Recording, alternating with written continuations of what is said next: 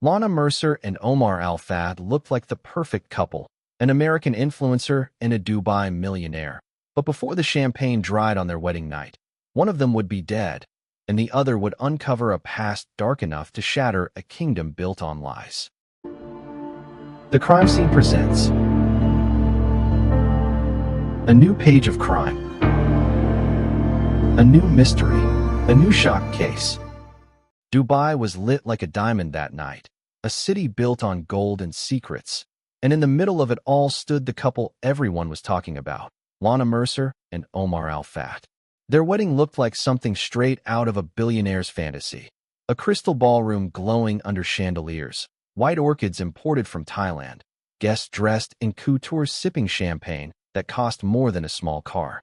Omar, the 32-year-old tech mogul from one of Dubai's oldest families, looked every bit the powerful groom. His smile never broke, but there was a sharpness in his eyes, the kind of confidence that comes from always being in control. Beside him, Lana was perfection, 26, blonde, flawless, her designer gown hugging her like it was stitched to her soul.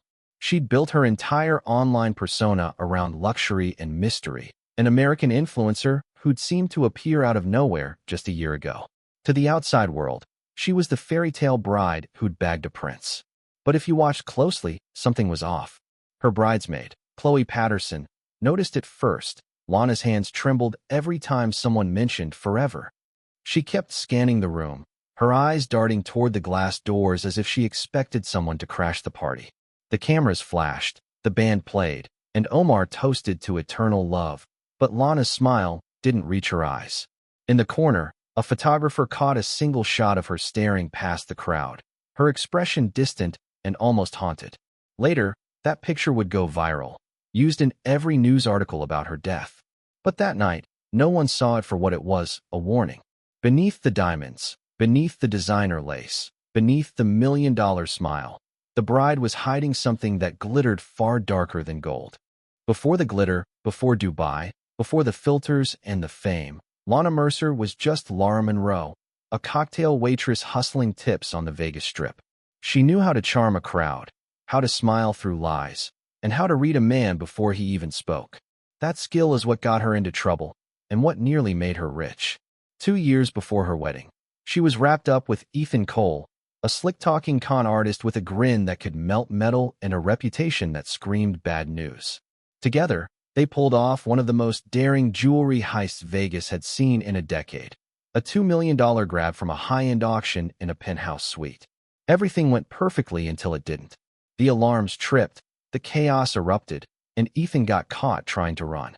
Laura, quick and cold, slipped out a service exit with the diamonds and vanished into thin air. The world thought she was dead after a car explosion outside Henderson that burned too clean, too staged. In reality, Laura bought herself a new face, a new passport, and a new name, Lana Mercer. She buried her past like a corpse and flew first class into a life built on lies. When Ethan got out of prison 2 years later, he had nothing but rage, debt, and a hunger for revenge. He tracked her down through old contacts, online breadcrumbs, and one incriminating clue, a photo of Lana Mercer, influencer, in front of a Dubai skyline, flashing a familiar diamond pendant he once stole himself. That was all it took. Ethan booked his flight the next morning, telling himself it wasn't about love anymore. It was about getting what was his. But deep down, he wasn't sure if he wanted the diamonds back or her blood. The honeymoon suite at the Burj Al Arab looked like something out of a billionaire's fantasy. Floor-to-ceiling windows spilling moonlight across silk sheets, the city glittering below like a galaxy caught in glass. Everything screamed perfection, but perfection has a way of cracking when you press too hard. Omar Al-Fahed had built his life around control, and for the first time, he felt it slipping. His new wife was stunning, poised, everything a man could want on paper, but there was something about her that didn't add up. Little details. It started with her accent, too polished for someone who claimed to have grown up in California. Then came her reluctance to talk about her past, her sudden mood swings when old songs played, the way she'd flinch every time a camera flash went off like she'd seen a ghost behind the lens. On the third night, the first crack split wide open. As he scrolled through his emails, Omar froze.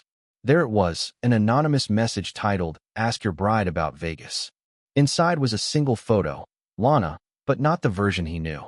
Her hair was darker, shorter, her face less sculpted, her smile wild. Beside her stood a man with tattoos crawling up his neck, his arm around her waist, and on the table between them sat a velvet bag spilling with what looked like diamonds. The timestamp on the photo was from 2 years earlier. Omar's chest went cold. He looked across the room at Lana, wrapped in a silk robe, sipping champagne like nothing in the world could touch her. He didn't confront her, not yet. He just watched, silent and calculating, every piece of his trust turning to dust. That night, the fairy tale ended, and something darker started breathing beneath the surface. It was just past 1:30 a.m. when the Burj Al Arab suite slipped into silence, the kind that feels heavy enough to suffocate. The ocean outside murmured against the glass, and Lana Mercer, barefoot in her silk nightgown, crept toward the balcony like a shadow afraid of being seen. She thought Omar was asleep, but he wasn't. He lay still, eyes open, every nerve in his body wired. He'd seen the photo. He knew she wasn't who she said she was. But instead of rage, he felt something worse. Betrayal curdled into obsession. From the bed, he watched her pick up a small phone from her clutch, one he hadn't seen before, the kind you buy with cash and throw away after a single call. She whispered fast, her voice tight with panic, mentioning the diamonds, the locker, and a flight before dawn. Omar's pulse hammered in his ears. She wasn't running from her past. She was planning her escape. Down in the hotel bar, Ethan Cole sat alone, nursing whiskey and staring up at the elevator screen like he could feel her moving above him. He'd been following her since she landed in Dubai, tracking every swipe of her card, every location tag she thought was harmless. He'd already slipped the concierge a bribe for her room number. Up in the suite, Omar grabbed his phone and called Nasser Haddad, his private security advisor, the man people hired when they didn't want police involved. Nasser picked up on the first ring, silent as always. Within minutes, he was on his way. By the time Lana hung up and returned to bed, Omar had already decided. He wasn't going to confront her tonight. He wanted to see how deep her lies went. But by morning, there'd be no secrets left to hide, only blood, diamonds, and regret. The morning after the wedding, the sun rose over Dubai like nothing had happened, spilling gold across the city that had no idea it was waking up to a crime scene. At 6:40 a.m., a housekeeper knocked on the door of the honeymoon suite after noticing it was still marked, "Do Not Disturb." When no one answered, she used her master key, and what she found inside froze her in place. The air smelled faintly of perfume and champagne, but something was wrong. Too quiet, too still. In the bathroom, Lana Mercer lay face down on the marble floor, her blonde hair soaked and tangled, water still running from the sink, blood mixing with bubbles near the drain. There were bruises around her neck, faint but clear, shaped like someone's hands. Her phone was shattered nearby, its screen cracked and glowing with a half-written message that would never be sent. The suite looked untouched otherwise. No forced entry, no sign of struggle, just eerie perfection, like the crime had been wiped clean. When the police arrived, Omar was sitting on the couch, head in his hands, wearing the same clothes from the night before. He said he woke up and found her like that, claimed he'd tried to call for help, that he didn't know what happened. But the surveillance footage told a different story. It showed Omar leaving the room around 3:12 a.m., his shirt stained, his expression distant, like a man walking away from something he couldn't undo. 5 minutes later, Nasser Haddad entered the suite carrying a small black duffel bag and didn't leave until just before dawn. No one could explain what was in the bag or why Omar didn't mention the visit. Within hours, the headlines exploded. American influencer found dead on honeymoon. And just like that, the fairy tale wedding turned into a global scandal. The investigation tore through Dubai's elite like wildfire, dragging every secret into the light. Detectives from the Dubai Police's Criminal Investigation Department combed through the penthouse suite inch by inch, photographing, dusting, and digging. Behind a massive gold-framed painting of the skyline, they discovered a wall safe, empty. The lock had been wiped clean, no prints, no clues, nothing but the faint scent of Lana's perfume lingering inside.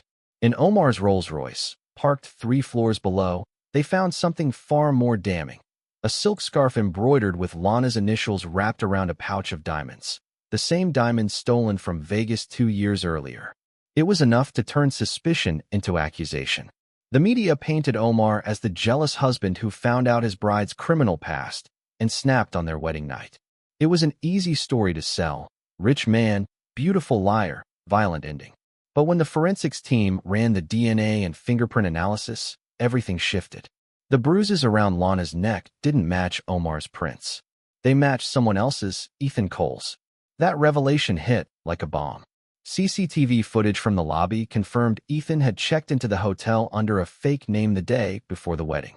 He'd been seen near the elevators hours before Lana's death. The theory changed overnight. Ethan had confronted her for the stolen diamonds. Things got heated, she fought back, and he killed her in panic. When Omar returned to find her body, fear of scandal drove him to hide the evidence, including the diamonds he thought would expose her. He buried himself trying to protect his family's name. The police issued an arrest warrant for Ethan, and a manhunt spread across the city. For the first time, Omar wasn't the villain. He was the fool who married one and the cover-up that nearly destroyed him. Ethan Cole didn't make it far. He was caught at Dubai International Airport minutes before boarding a flight to Istanbul with a fake passport and a suitcase full of cash. His hands shook as police cuffed him, his face pale, like he already knew the game was over. During interrogation, he cracked fast. He said it wasn't supposed to happen, that Lana had promised him a deal, that she was going to sell the diamonds and cut him in, but when she tried to back out, he snapped. He claimed she fell and hit her head, that he panicked, that the bruises weren't meant to kill her. But the evidence said otherwise. The timeline, the bruises, the missing jewels, it all pointed to rage, not accident. When word got out that the fingerprints were his, not Omar's, the internet went into chaos. The con man killed the influencer became the headline that replaced the husband did it. Omar Al-Fahed, once the prime suspect, was released without charges but disappeared from the public eye completely. He shut down his companies, sold off his properties, and was last seen boarding a private jet to Singapore. Some said he never recovered from the humiliation. Others whispered that he had unfinished business with the people who set him up. Nasser Haddad, the fixer who'd entered the suite that night, vanished too. No trace, no passport records, like he'd dissolved into the desert air. Chloe Patterson returned to the U.S., deleted every photo that had Lana's face in it, and refused to speak to any reporters. The stolen diamonds were recovered, but 2 were still missing, smaller stones worth hundreds of thousands, never traced. Locals say the honeymoon suite still gives off chills even after renovation.